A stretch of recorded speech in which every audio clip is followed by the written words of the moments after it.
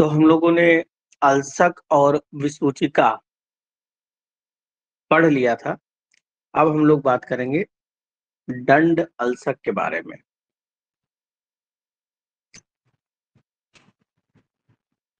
जैसे इसमें अगर हम तोड़ के देखें तो दो शब्द हैं, दंड और अल्सक। तो दंड का मतलब डंडे के समान,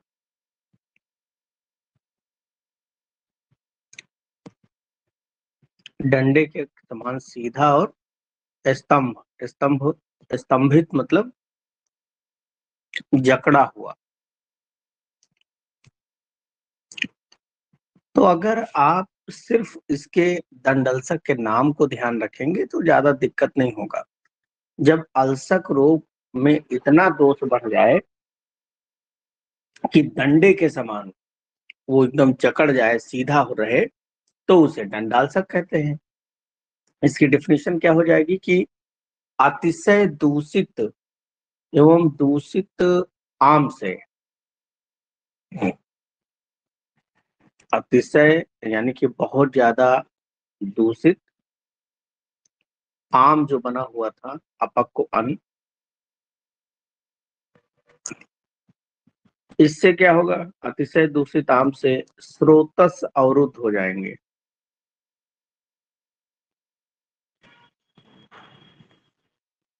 जब स्रोतस अवरुद्ध हो जाते हैं तब जो प्रकोपित दोष हैं,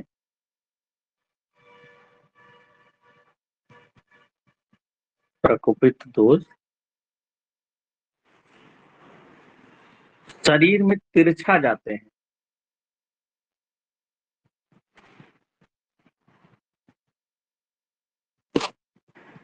तिरछा यानी कि तिर्यक रूप से जाते हुए शरीर को डंडे के समान जकड़ देते हैं।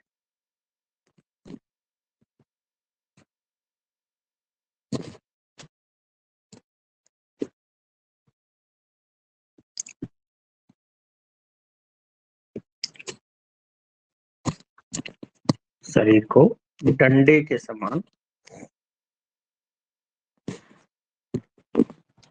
जकड़ देते हैं, और इसे ही क्या कहते हैं, दंडाल्सक कहते हैं। और ये क्या है, असाध्य। तो होता क्या है, जैसे जब अल्सक वगैरह या विसूचिका कालरा वगैरह हो जाता है तो इतना डिहाइड्रेशन हो जाता है। ये कंडीशन अगर हम देखें तो cholera with severe dehydration,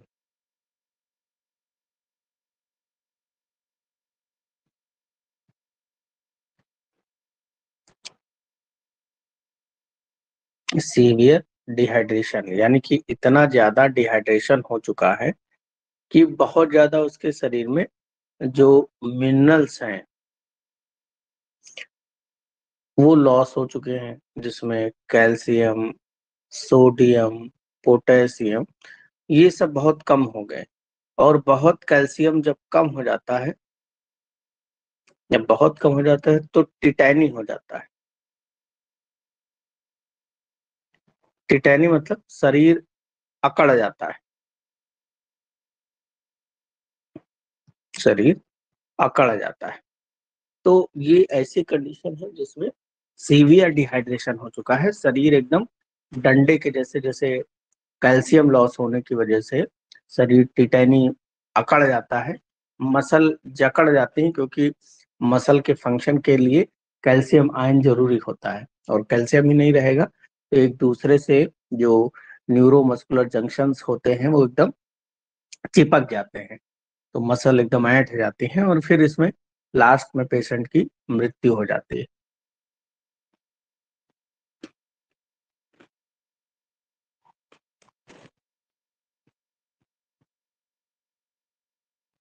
next topic है आम विष के लक्षण।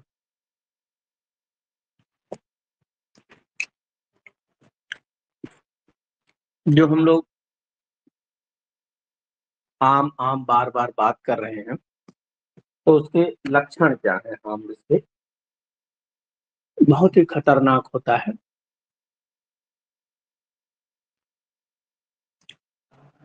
तो जो व्यक्ति अध्यसन जो व्यक्ति अध्य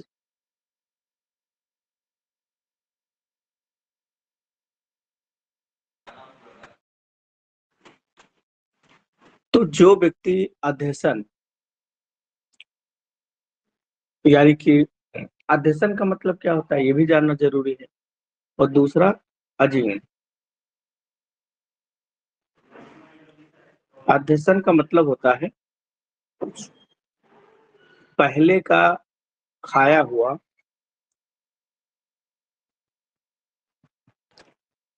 भोजन पचे न, फिर भी दोबारा खा ले। तो ऐसी जो कंडीशन होती है वो कहलाती है अध्यसन, है ना। अब ये आज की डेट में हम सभी लोग करते हैं। सुबह चाय पीते हैं, फिर बिस्किट खा लेते हैं, उसके बाद में फिर से खाना पच नहीं रहा होता है, उसके पहले फिर खा लेते हैं। तो ये अध्यसन कंडीशन कहलाती है। इसीलिए आज की डेट में सबके पेट खराब होते हैं। उसके बाद में अजीर्ण क्या है? भोजन की अपक्व अवस्था, भोजन की अपच अवस्था, यानी कि ऐसी अवस्था कि भोजन नॉर्मल पाचन नहीं हो रहा है, अपच बना हुआ है। तो ये जो लोग अध्यसन और अजीर्ण जिनको हो जाते हैं, यही दोनों कारण होते हैं आम के।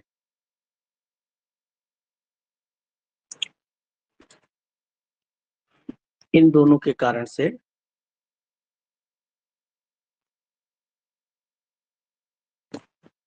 विष के समान लक्षण वाले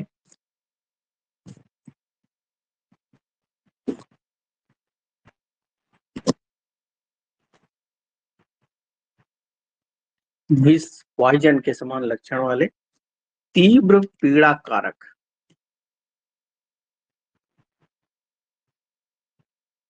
तीव्र पीड़ा यानी कि बहुत तेज सीवियर पेन हो, आम की उत्पत्ति होती, आम विष की उत्पत्ति होती।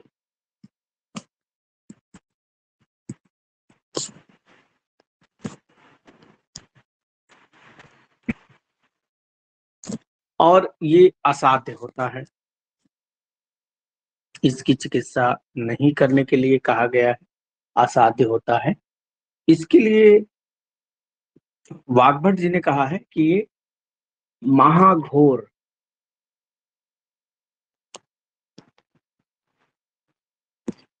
आम दोष महाघोर, महाघोर मतलब शीघ्र मारक होता है, शीघ्र मारक होता है। और साथ ही साथ में विष रूप, ये शब्द बहुत इंपॉर्टेंट है, विष रूप आशुकारित्व,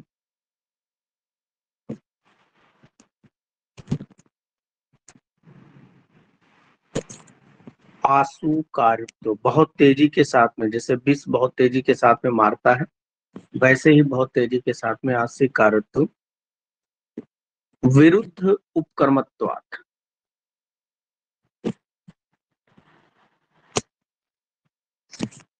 विरुद्ध उपक्रमत्वत्,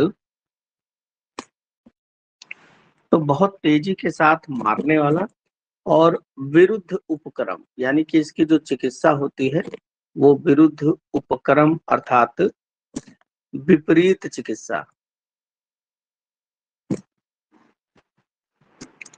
विपरीत चिकित्सा के कारण से ये ठीक नहीं होता है। अब ये विरुद्ध उपक्रम का क्या मतलब है, इसको समझना बहुत जरूरी है। जैसे अगर शरीर में आम बना है और साथ ही में कफ दोष प्रकोपित हो गया। आम के लक्षण विष के समान है,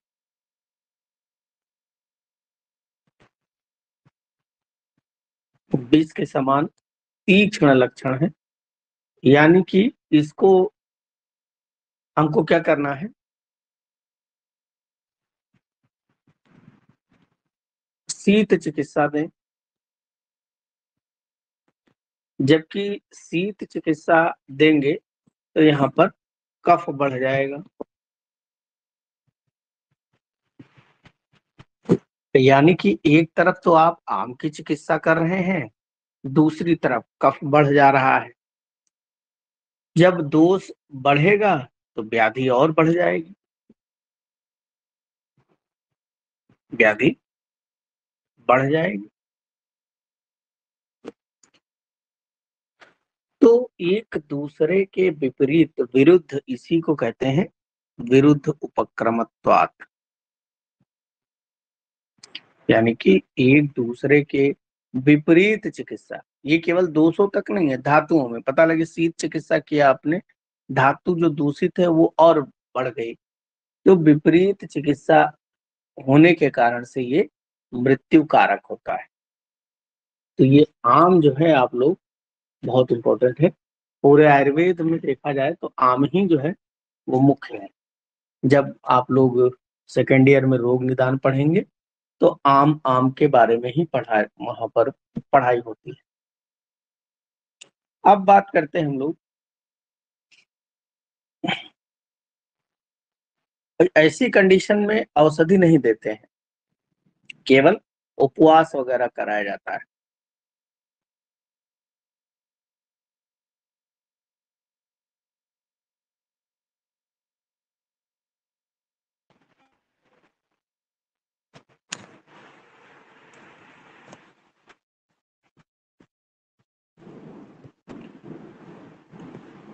अब आम के कारण से अगर कोई व्याधि हो जाए,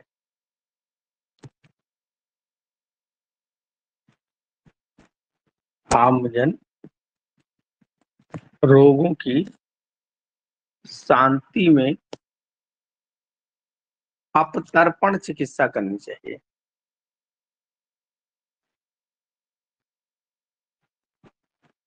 कैसे चिकित्सा करें? अपतर्पण चिकित्सा। और ये जो अपतर्पण है ये 3 प्रकार का होता है, इसके 3 भेद होते हैं। अल्प, मध्य और प्रभूत, यानी कि बहुत ज्यादा। पहले तो ये जाने कि अपतर्पण क्या होता है। अपतर्पण का मतलब होता है शरीर से किसी भी चीज की कमी करना, अपतर्पण कहना। जैसे अगर हम भूखे रहें, भूखे रहने से जो अपच बना हुआ है वो अपच ठीक हो जाएगा। तो भूखे रहने से शरीर का क्षय हुआ, वही अपतर्पण कहलाता है। अब ये डिपेंड करता है कि अपतर्पण हमें कम कराना है, ज्यादा कराना है या बिल्कुल कम कराना है। तो जैसे दोष बहुत ज्यादा प्रकोपित हो तो हमें अपतर्पण ज्यादा कराना पड़ेगा, जिसको हम प्रभूत अपतर्पण कहते हैं। दोष मध्यम रूप से प्रकोपित है तो मध्यम अपतर्पण कराएं, और अल्प है तो अल्प। इसको एक तरीके से अपतर्पण को हम लंघन भी समझ सकते हैं। जैसे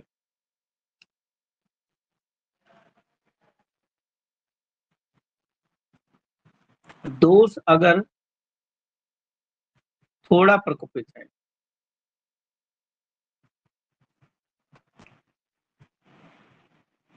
तो हमें लंघन कराना है, यानी कि हमें उसे कुछ खाने के लिए नहीं देना है, और खाने के लिए नहीं देंगे तो दोष धीरे धीरे ठीक हो जाएगा। लेकिन अगर दोष थोड़ा से थोड़ा ज्यादा मध्यम रूप से प्रकोपित है तो केवल लंघन से काम नहीं चलेगा।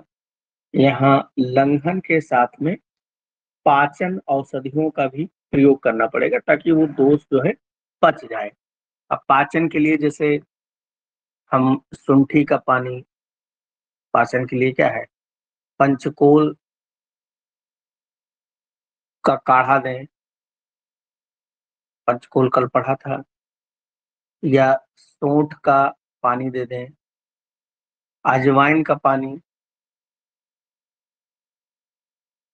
पिप्पली का पानी, ये सारी त्रिकटु का पानी हम पाचन के लिए दे सकते हैं। लवण भास्कर है, हिंदुवाष्टक है, ये सारी चीजें हम पाचन के लिए प्रयोग कर सकते हैं। तो लंघन खाने के लिए भी ना दे और उस औषधियों के द्वारा उसको पाचन करें। अगर दोष अधिक प्रकोपित है, प्रभुत प्रकोपित है यानी कि अधिक प्रकोपित है, तो ऐसी कंडीशन में क्या करें, हमको फिर यहाँ पर शोधन करना है। शोधन मतलब वमन, विरेचन, बस्ती, नस्य, रक्त मोक्षण, ये सारी क्रियाएं हमको शोधन के द्वारा अधिक प्रकोपित दोष में हमें जो दोष प्रकोपित है उसको हमको ठीक करना चाहिए। अजीर्ण के बारे में ये बताया गया है। अजीर्ण में कई भेद बताए गए हैं, जैसे आमाजीर्ण,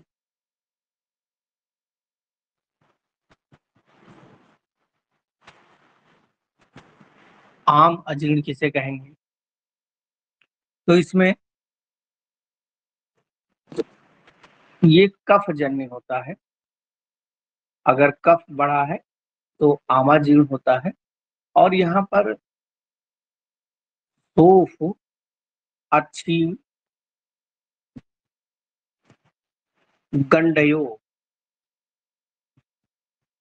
सौंफ, अच्छी, गंडयो, तो यहाँ पर सौंफ, सौंफ का मतलब स्वेलिंग यानी कि सूजन, और ये सूजन कहाँ होगी, अच्छी, अच्छी मतलब नेत्रों में, आंखों में और गंड प्रदेश में। गंड प्रदेश जो गर्दन के पीछे का हिस्सा होता है वो गंड प्रदेश कहलाता है। तो वहां पर क्या है, सूजन होगी, तो नेत्रों में और गंड प्रदेश पे सूजन होगी। और साथ ही साथ में सध्या भूख यु उद्गार, सध्यो भुक्त यु उद्गार, इसका क्या मतलब होगा, सध्यो भुक्त यु उद्गार, तो सध्या मतलब तुरंत, सध्या का मतलब होता है तुरंत, और भुक्त मतलब भोजन खाने के बाद, उद्गार मतलब डकार।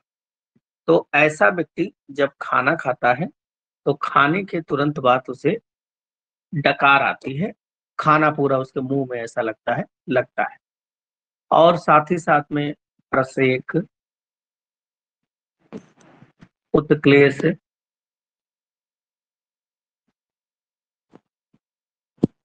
और गौरव, उस व्यक्ति को प्रसेक, प्रसेक मतलब लाल टपकती रहेगी, लाला स्राव।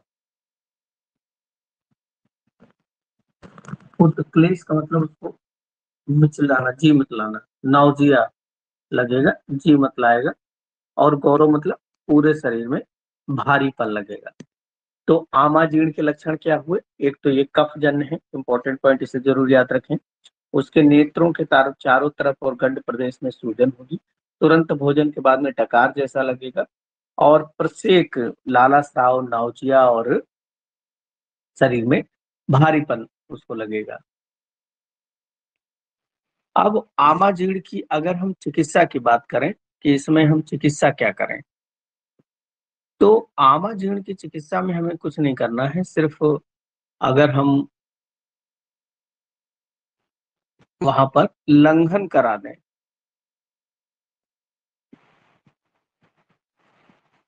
तो लंघन के कारण से आम का पाचन हो जाएगा, कफ क्षय हो जाएगा और ये शुद्ध हो जाएगा। तो आमाजीर्ण के बाद में दूसरे प्रकार का जो अजीर्ण है वो विषटब्धा जीर्ण।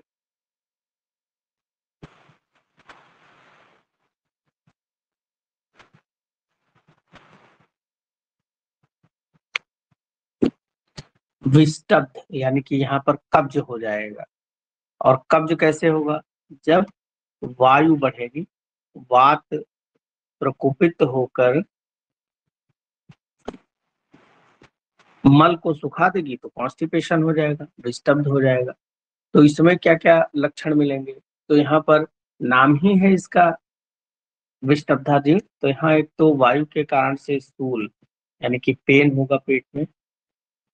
इसके अलावा विषटब्ध, विषटब्ध अर्थात यहाँ पर कॉन्स्टिपेशन मिलेगा।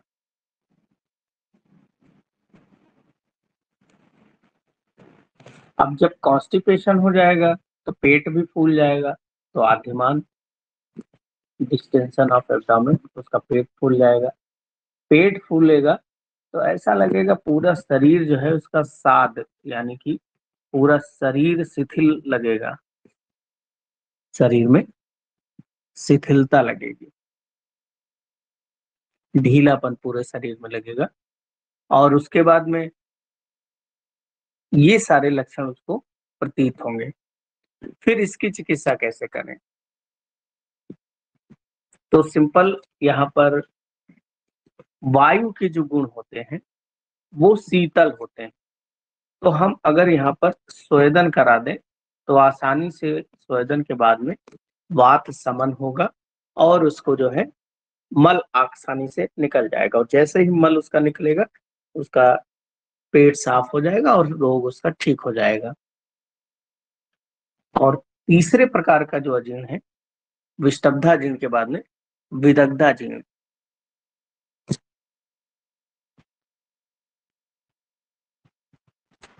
विदग्धाजीर्ण, अब यहाँ पर विदग्ध क्या है?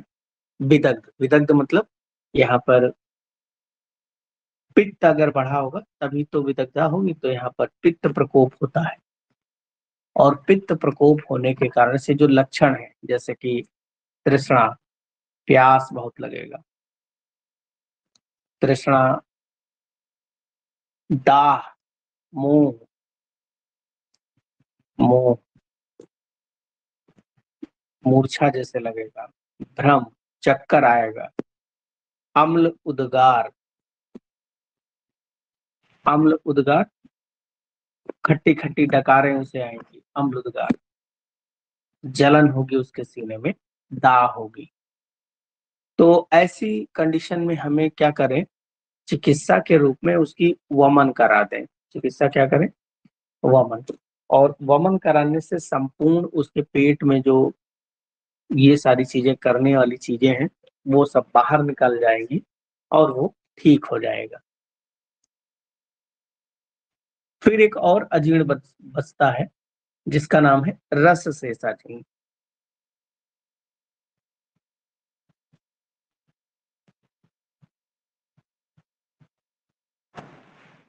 रस सेसाजीर्ण,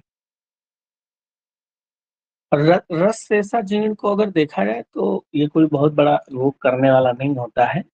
नाम जैसे इसका स्पष्ट है, रस शेष,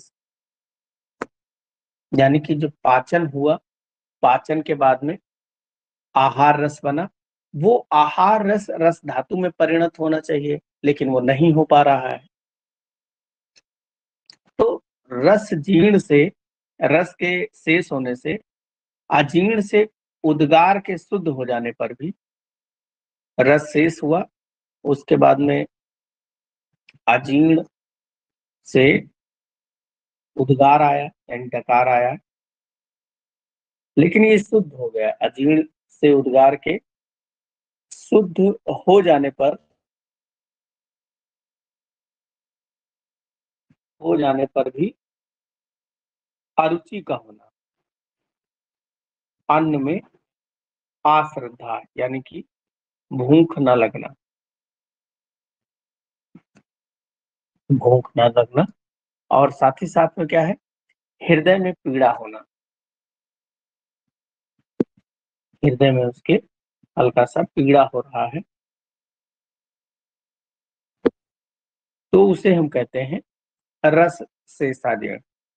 अब इसकी चिकित्सा में हम क्या करें, ये अगर हम सो जाएं, थोड़ी देर अगर शयन कर लें, सो जाएं भोजन के बाद में, बिना भोजन किए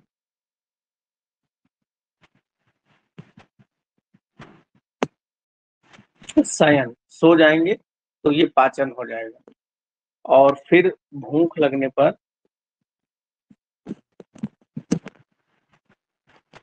हल्का भोजन,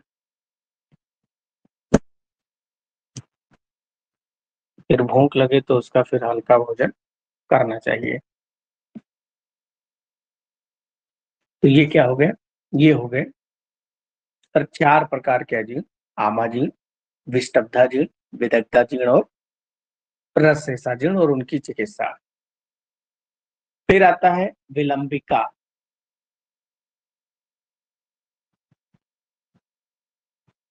विलंबिका जैसे कि इसका नाम है विलंब, यानी कि देर से। देर से यानी कि यहाँ पर क्या हुआ, आम दोष बने। तो यहाँ दोष देखें तो कफ और वात यहाँ पर दोष होंगे, और ये क्या होंगे, स्रोतसों में चिपक जाएंगे।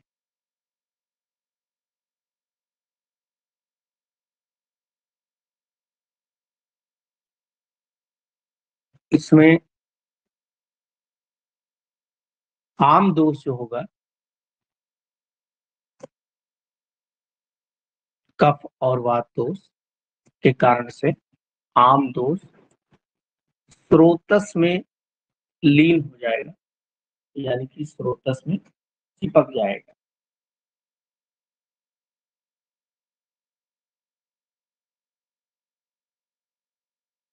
जब ये स्रोतस में चिपक जाएगा तो बहुत ही कठिनता के साथ में ठीक होगा, और इसके जो लक्षण हैं आमाजीर्ण जैसे।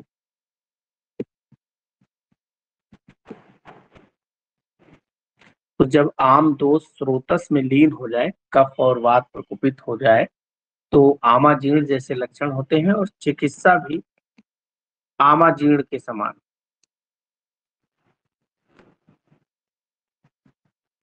चिकित्सा भी इसकी आमाजीर्ण के समान करते हैं। नेक्स्ट एक और बहुत इंपॉर्टेंट टॉपिक है अजीर्ण के लक्षण। अजीर्ण लक्षण क्या होते हैं, ये भी बहुत इंपॉर्टेंट है। विबंध अति प्रवृत्ति व मल मूत्र का अधिक निकलना,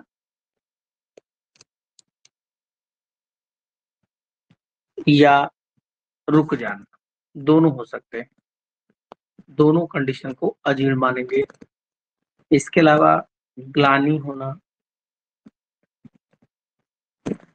और मारुत मूढ़ता। मारुत मूढ़ता यानी कि वायु का रुक जाना, जो गैस पास होनी चाहिए वो गैस पास नहीं हो रही है, वायु रुक गई है। इसके अलावा विस्तंभ, पूरे शरीर में जकड़ाहट जैसी लग रही है, गौरव, भारीपन लग रहा है, और भ्रम, चक्कर जैसे लग रहा है। तो ये सारी कंडीशन जो है वो अजीर्ण के लक्षण होते हैं। तो ये चारों प्रकार के अजीर्ण जो होते हैं वो बहुत इंपॉर्टेंट है।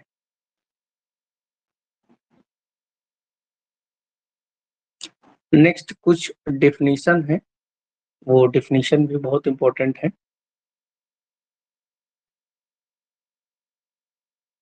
समसन,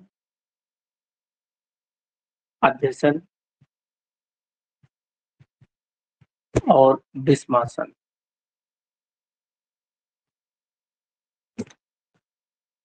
तो अध्यसन के बारे में तो मैंने पीछे बता दिया, लेकिन समसन, सम और असन, असन मतलब होता है भोजन। इसमें दो चीजें हैं, सम और असन। आसन का मतलब होता है भोजन, और सम का मतलब होता है जब आप पथ्य और अपथ्य, पथ्य और अपथ्य दोनों मिलाकर एक साथ भोजन करते हैं, तो उसे ही क्या कहा जाता है, समसन कहा जाता है। बहुत आसान डेफिनेशन है कि सम मतलब जब पथ्य अपथ्य को एक समान मिलाकर हम भोजन करते हैं तो उसे हम समसन कहते हैं। फिर उसके बाद में अध्यसन बता दिया कि पहले का खाया हुआ भोजन जो है वो नहीं पचा है, उसके बाद में खाया है तो अध्यसन है। विस्मासन क्या होता है? विस्मासन, इसको फिर से हम देखें,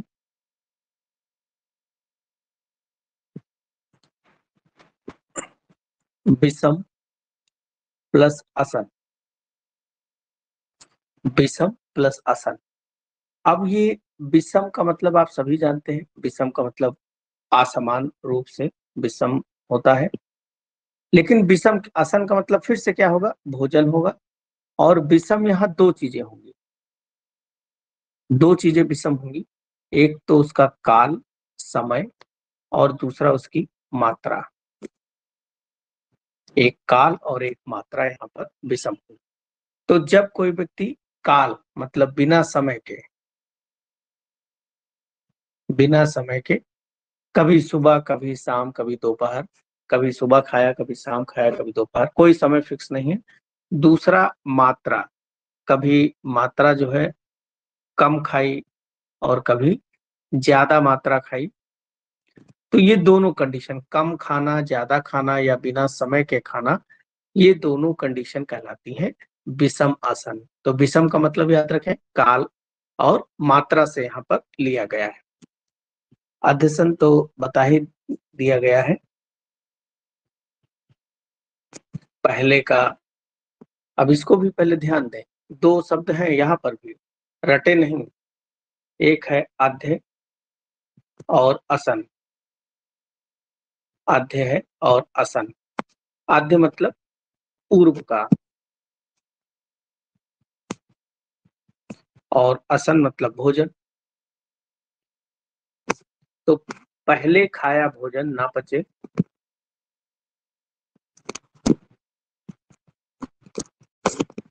ना पचे और फिर खा लेना,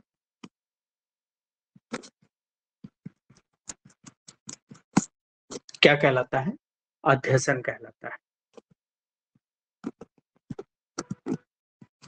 और ये सबसे इंपॉर्टेंट पॉइंट नीचे एक और है, तीनों क्या है, मृत्यु कारक है। तीनों मृत्यु कारक या घोर व्याधि करने वाले, घोर मतलब भयानक व्याधि करने वाले।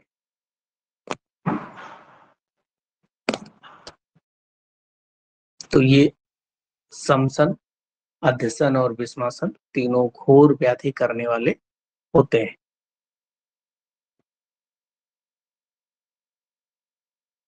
और अक्सर एग्जाम में इन तीनों के ऊपर चाहे तो आपसे वाइवा में पूछा जाए, पूछा जाना 100% तय है, और चाहे तो आपसे एग्जाम में भी आ सकता है।